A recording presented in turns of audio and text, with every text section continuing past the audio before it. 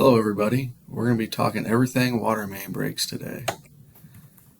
We're going to learn all about types of main breaks, the causes, what they look like, impacts they have on the customers and the company that I work for, and how we manage them internally. There's different types of water main breaks, as you can see in this picture here. There's buckled the road, there's water gushing up, we got an employee turning down the valve, caught behind there, emergency situation, blocking the road. This is actually a picture from Denver Water, which is one of my references that I'll be using. You have emergency situations just like this one, and then we also have standard leaks, and standard leak can just be a wet spot in the yard to a little bit of water trickling down the curb. That we have to turn in standard locates for, which are 3 days. They have for the other utilities to come out and mark the locates for. We can go out and actually dig so we don't damage any other utilities in the ground.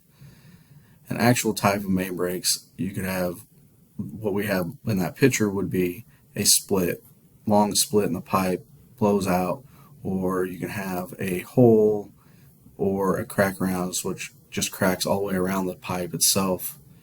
And then pipe sizes and what they can mean for us.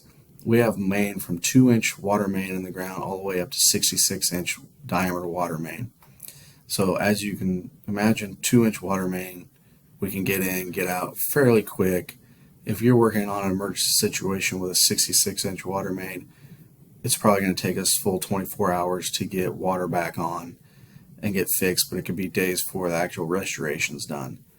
And then location of water main break means multiple different things to us, but cost and time are the main two things.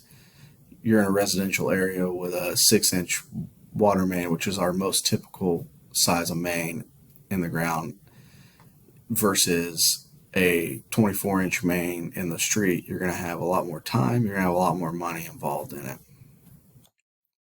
And these are some action shots here. You can see the bottom left one is a 54-inch main break going over the road, tearing out the road, and then that middle one there, we just have a nice fountain going up in the air for everyone that can drive by and see. But these are different things that can happen due to a water main break. These would be all considered emergency main breaks. Common causes and contributors. Weather. Weather is a major contributor to a water main break, especially in the Kansas City metropolitan area. The ground gets dry, especially in the time that we're in right now. The summer is our busiest time. Ground gets dry, it shifts. When the ground shifts, pipe move, it breaks. And then the soil type. We have very corrosive soil in the metropolitan area, which eats through metal main, deteriorates it, and corrodes it, causes holes. This is why we do not install metal main in the pipe anymore. Everything is PVC.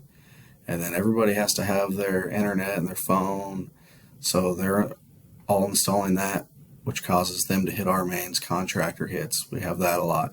Water hammering, we have contractors or people out, fire departments out using fire hydrants. If you shut that too quickly, the pressure can't equalize and it'll find the weak spot and blow up the main. And then increased usage, stress on the system.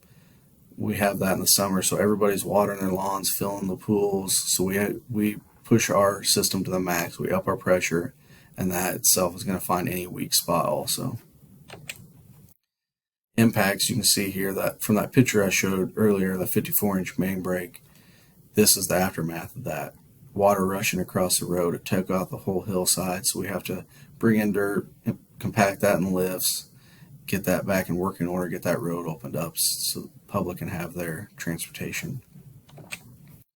You can see here what we deal with on a daily basis. My crews are out there, they're digging down, they have an 8-foot retaining wall up against their utility going through a street light, sidewalk. If we get into that sidewalk, especially like an ADA ramp, that's $5,000 right there. So we have to learn how to keep costs low and work around all the different utilities that are on top of us, like on that picture on the right. That's the joys of fast internet these days.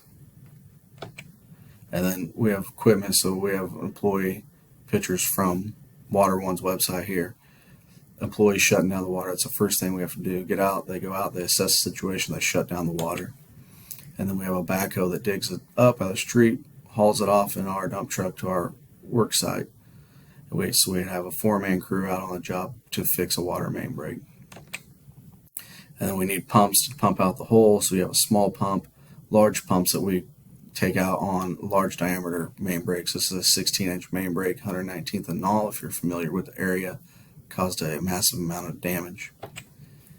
And then the impacts. Our customers are our number one priority. They're out of water unexpectedly.